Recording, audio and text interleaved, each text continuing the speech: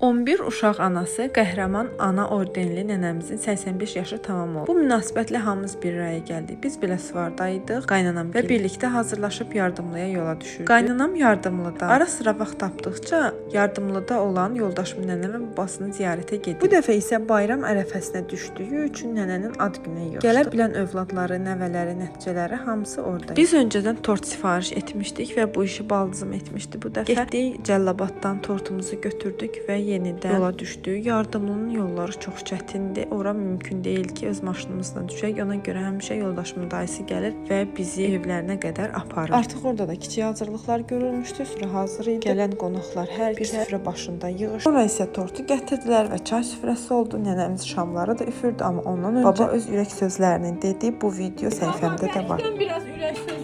Mənim balalarım, hamınızı təbrik edirəm. Çox sağ olun. Tort kəsildi, hər kəs nənəni təbrik etdi və indi isə nənənin də öz ürək sözləri var. Çox sağ olun, var olun. Həmişə siz gələsiniz, mehriban olasınız bu evdə.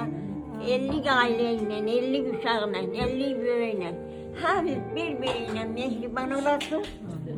Saat kurama yaş gəlsin.